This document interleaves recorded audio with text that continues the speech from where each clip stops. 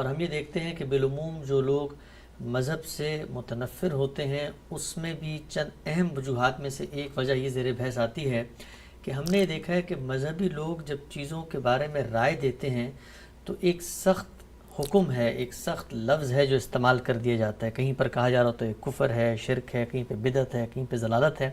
سوال میرا آپ سے یہ ہے کہ اس کا دائرہ کیا ہے؟ ایک مذہبی عالم جب کسی دینی بات سے انحراف ہو رہا ہو تو اس کو بیان کیسے کرے گا؟ اور ہم جب بات کرتے ہیں ہارمنی کی، لوگوں کے احساسات کے، جذبات کے احترام کی، تو وہاں پر کیسے ہم یہ بتائیں گے کہ یہ چیز کفر ہے، شرک ہے، ضلالت ہے، گمراہی ہے، لیکن کسی کی اس پر دل آزاری بھی نہ ہو؟ آپ کا اپنا جو پورا فریم ورک ہے، آپ نے جو کام کیا مذہبی چیزوں پہ، اس میں کیسے اس کو ملحوظ خاطر رکھا؟ اس میں سب سے پہلی بات تو یہ جان لیجئے کہ کسی فرد کے بارے میں حکم لگانے کا حق نہ مجھے ہے نہ کسی عالم کو ہے. اس میں تو ادنیٰ درجے کا تجاوز بھی نہیں کیا جا سکتا. یعنی ایک شخص کہتا ہے کہ میں مسلمان ہوں، ایک شخص کہتا ہے کہ میں دین کا ماننے والا ہوں، ایک شخص کہتا ہے کہ میں شرک نہیں کرتا، میں کسی بدعت کا ارتکاب نہیں کرتا. یہ جو کچھ وہ بیان کر رہا ہے اس کی بنیاد پر ہم اسے مسلمان ہی کہیں گے. اس کے بارے میں کوئی بری بات نہیں کہی جا سکتی. لیکن نظریات، خیالات، جو بات ہے اس کا جائزہ بلاگ طریقے سے لینا ہر طالب علم کی ذمہ داری ہے، ہر عالم کی ذمہ داری ہے. یعنی یہ بات کہ فلاں بات شرک ہے یا فلاں بات کفر ہے، اس کو لازماً طے کیا جائے گا اور لوگوں کو اس سے متنبہ بھی کیا جائے گا. اس کا ہرگز یہ مطلب نہیں ہے کہ کسی شخص پر آپ کوئی حکم لگا رہے ہیں. اس کا اصول بھی بہت سادہ ہے.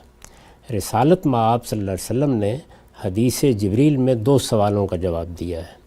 انہوں نے پوچھا ایمان کیا ہے؟ آپ نے فرمایا ایمان یہ ہے کہ تم اللہ کو مانو، اللہ کے فرشتوں کو مانو، اللہ کی کتابوں کو مانو، اللہ کے نبیوں کو مانو اور قیامت کے دن پر ایمان رکھو. یہ 5 ایمانیات ہیں. اس کے بعد انہوں نے پوچھا اسلام کیا ہے؟ تو فرمایا ہے کہ اسلام یہ ہے کہ تم اس بات کی گواہی دو کہ اللہ کے سوا کوئی الہ نہیں اور اب قیامت تک کے لیے محمد صلی اللہ علیہ وسلم ہی کو ایک رسول کی حیثیت سے مانا جائے گا. اس کے بعد یہ کہ نماز کا اہتمام کرو، زکوٰۃ ادا کرو، روزے رکھو، حج کرو. یعنی یہ وہ 5 باتیں ہیں جن کو اسلام کے لفظ سے تعبیر کیا ہے. یہی در حقیقت دین کی بنیاد ہے. یعنی ایمانیات بھی بیان فرما دیے، یہ بھی بتا دیا کہ اسلام کیا ہے. یہ روایت قرآن مجید کا بیان ہے، لفظ لفظ میں قرآن مجید کا بیان ہے. لہٰذا ان 5 چیزوں میں سے خواہ وہ ایمانیات سے متعلق ہیں، خواہ وہ اسلام کی 5 چیزیں ہیں، کوئی شخص اگر ان کا انکار کر دیتا ہے تو ہم کہیں گے یہ کفر ہے. اچھا. دوسری چیز کیا ہے؟ دوسری چیز یہ ہے کہ اس میں جو گواہی دی گئی ہے کہ لا الہ الا اللہ، تو ظاہر ہے کہ اللہ کے سوا کوئی الہ نہیں.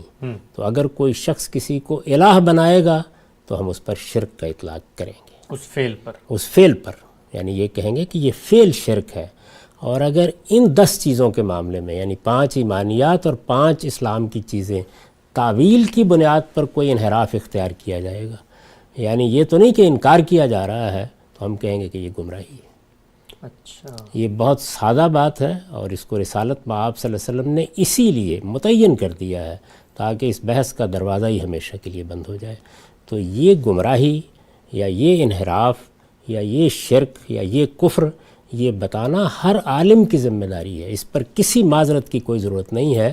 البتہ فرد پر حکم لگانا یہ ہمارا کام نہیں ہے. یعنی کوئی فرد ہے، وہ اپنے آپ کو مسلمان کہتا ہے، میں ادنیٰ درجے میں بھی اس کے اس دعوے کو جھٹلانے کے لیے تیار نہیں ہوں. میرا کام یہ نہیں ہے کہ میں لوگوں کے کفر و ایمان کا فیصلہ کروں. یہ فیصلہ اس عالم کا پروردگار قیامت میں کرے گا. اس کی ذمہ داری نہ مجھے دی گئی ہے، نہ اس کا حق مجھے عطا کیا گیا ہے. لیکن دین بتانا اور یہ بتانا کہ دین میں کیا توحید ہے، دین میں کیا ایمان ہے، دین میں کن ماننوں کو ماننا ضروری ہے، اور دین میں کیا چیز شرک بن جائے گی، کیا کفر بن جائے گی، کیا گمراہی ہوگی، یہ سب چیزیں بتائی جائیں گی، ہر حال میں بتائی جائیں گی. چنانچہ اسی کے ذیل کی وہ چیز ہے جس کو آپ بدعت کہتے ہیں. یعنی اللہ تعالیٰ کا کام ہے کہ وہ ہمیں دین دے. اگر اللہ نے جو دین دیا ہے اس میں کوئی شخص کوئی اضافہ کرتا ہے اپنی طرف سے تو وہ بدعت ہے. اور اسی لیے فرمایا کہ کل بدعت ضلالہ. تو یہ بات اللہ تعالیٰ نے بھی کہی ہے، اللہ کے رسول نے بھی کہی ہے. یہی تو اصل میں دین کے علماء کی ذمہ داری ہے. وہ جس وقت لوگوں پر حکم لگاتے ہیں، لوگوں کو گمراہ قرار دیتے ہیں، لوگوں کو مشرک کہتے ہیں، لوگوں کو کافر کہتے ہیں، تو اپنے حدود سے تجاوز کرتے ہیں۔ اس لیے کہ یہاں پر تو اس شخص نے فیصلہ کرنا ہے، وہ بتائے گا کہ وہ کیا ہے، اور دنیا میں اسی کے بیان کو مانا جائے گا۔ قیامت میں اللہ تعالیٰ رد کر دیں تو اللہ تعالیٰ کا فیصلہ ہوگا، وہ ہمارے ایمان کو بھی قبول کرنے سے انکار کر دیں تو ہم بندے وہاں پر اپنا عجزی پیش کر سکتے ہیں۔ یہ تو فیصلہ ہے، یہ ان کی عدالت میں ہونا ہے۔ لیکن جہاں تک دین بتانے کا تعلق ہے، اس میں دونوں چیزیں بتائی جائیں گی۔ یہ بتایا جائے گا کہ یہ ایمان ہے، یہ بتایا جائے گا یہ کفر ہے، یہ بتایا جائے گا کہ یہ شرک ہے، یہ بتایا جائے گا یہ توحید ہے، یہ بتایا جائے گا کہ یہ بدعت ہے، یہ بتایا جائے گا کہ یہ سنت ہے، اور یہ بتایا جائے گا کہ کسی شخص نے اس معاملے میں کوئی ایسا انحراف تو نہیں کر لیا جس پر گمراہی کا، اور عربی زبان میں گمراہی کو ضلالت کہتا ہے، اس کا اطلاق کیا جائے گا۔ تو بالکل واضح اور سادہ بات ہے، اس میں لوگ خلط مبس پیدا کرتے ہیں۔ یعنی ایک طرف صورتحال یہ ہوتی ہے کہ ہر شخص پر فتویٰ لگانے کے لیے تیار ہوتے ہیں، اور دوسری جانب اگر کسی بدعت، اگر کسی گمراہی، اگر کسی کفر اور شرک کے بارے میں یہ بتایا جائے کہ یہ ہے، اور اس کے دلائل دیے جائیں، تو اس پر فوراً سیخ پا ہوتے اور کہتے ہیں کہ یہ ہماری توہین ہو گئی ہے۔ نہیں، یہ کسی فعل پر حکم ہے، یہ علم کا مسئلہ ہے، فرد پر حکم لگانے کا کسی کو کوئی حق نہیں۔ ٹھیک ہے، ہم سے بہت